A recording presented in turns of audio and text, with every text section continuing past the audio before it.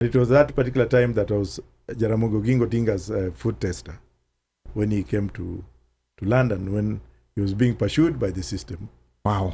And it was at that particular time that I was Raila's bodyguard in London. Anytime Raila came, tulikuwa tumejitolea. So I saw the need of bridging in a gap because of the massacres that were taking place in our country. And I also looked at myself and I said, why can't I just die? Why can't I wear combat and go and kill somebody to free our people? So akasema, okay, nikasema pastor, mimi nataka kwenda kuwa president wa Kenya. So when they threw me at the church, that's when I went back to Kenya. So it's something that was there. It was not something that I wanted. It was something that was in blood because of the necessities at that particular time. You were thrown out of church? Yes, the Kenyan pastor threw me out, but yeah. This is the One Mic Show. And then the other question was, at what moment, while you were still in exile, did you feel that this is the turning point? Because a lot of people came to know you before elections 2022, but I saw an interview that you did with Mutegi Njau. I think it was back in 2011 or 2012, a very old interview. 2012. Yes, where, you know, like you had not started wearing the durag, you did not have the beard. He had a suit. He had a suit. Yeah. You still had a suit on. And you were already talking about running for president. Actually, Mutegi Njau was interviewing you about running for president. So at what point in exile, because I'm sure this is a thought that may have come to your mind while you were still outside. At what point, what is it that made you turn and decide that I want to be the president of Kenya? Prof. Actually, it was in those days when we were agitating for freedoms in Africa, when we called in Mwalimu Julius Nyerere, Dr. Liki, Denis Akumu, and other freedom fighters, including Johannes Savimbi, from the late Johannes Savimbi from Angola. I looked at the possibilities of fighting for the country without necessarily becoming the president. I looked at our brothers and sisters who only talked too much and did very little. Yet some of us were actually extending ourselves and volunteering, going into these countries and coming out. And of course, I also played a big role with the Mungiki issue when we smuggled Wariungi to Mozambique with a Portuguese passport. Wow.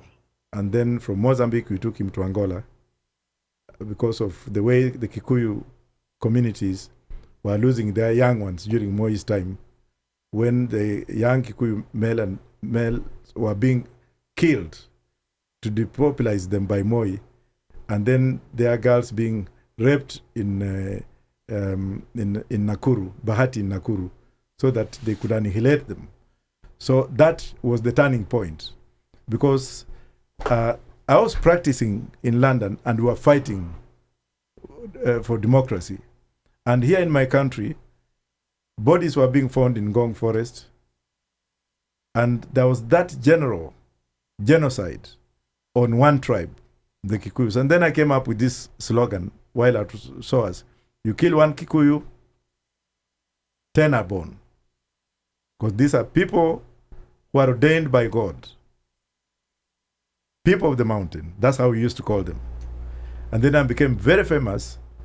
And when I was practicing law, a lot of Kikuyus came in and we designed a method of seeking asylum for them, advising them on what to do. It was at that particular time that I saw a vacuum. It was that particular time that I was and what year was this approximately? These are many years ago, while I was in England. Okay. 90s, early 90s. Oh, wow. Early 90s, yes. Yeah. And it was that particular time that I was Jaramogi Oginga Odinga's food tester when he came to London, when he was being pursued by the system. Wow. And it was at that particular time that I was Raila's bodyguard in London. Anytime Raila came, tulikuwa tumejitolea. So I saw the need of bridging in a gap because of the massacres that were taking place in our country. And I also looked at myself and I said, why can't I just die? Why can't I wear combat and go and kill somebody to free our people? So it was not because I wanted to be the president, but situations forced me to. So it was not until when I went to a Kenyan church now to declare in Southern California, San Bernardino, that I stood up and I told the pastor, because I wanted to go home, I've been in exile for a long time. When they called and said, who has ushuhuda? Mi nikasimama. So akasema, okay, nikasema pastor, mi nataka kwenda kuwa president wa Kenya. So when they throw me at the church, that's when I went back to Kenya. So it's something that was there. It was not something that I wanted. It was something that was in blood because of the necessities at that particular time. You are thrown out of church? Yes, the Kenyan pastor threw me out. But Oh. yeah, I'm saying, because it was impossible to imagine that one would be a president those particular day. So by you saying it in the church and him hearing without taking action, then his family will be in trouble. He's also that's how bad Kenya was for the younger people who are watching. Yes. Yeah. So I mean, this is wow. These are stories that a lot of people are hearing for the first time. Uenda wazimu wake. Is there a book? This is. Yes. So I did ask him about a book. Okay, and so what did you tell me about the book? I told you to come in 1996.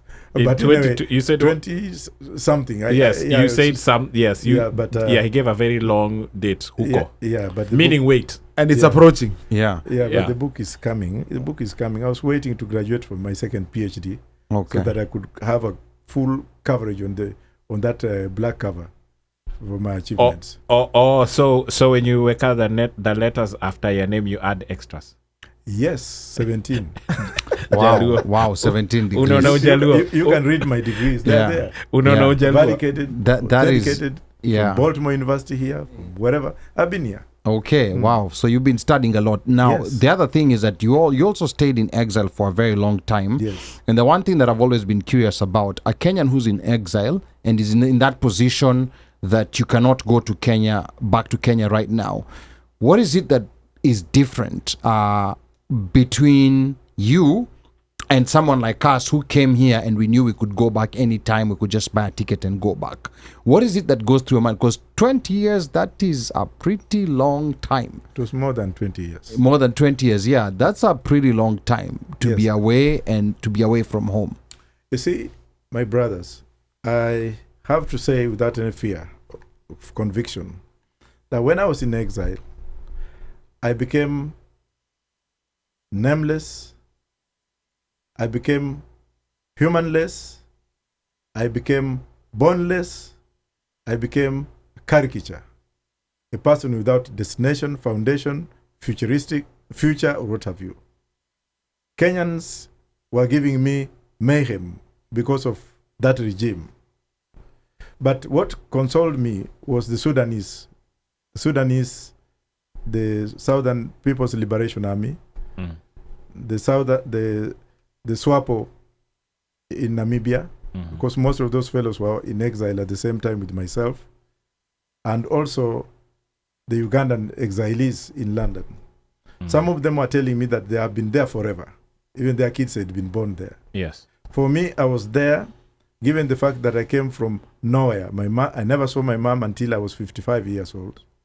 What? Yes, because she was divorced when I was nothing, small. Okay. I never had a future in Kenya. I only had one sister. And when I was a street boy in Nairobi, the amount of rape my sister went through was Wow. I mean, this is not easy. Yeah.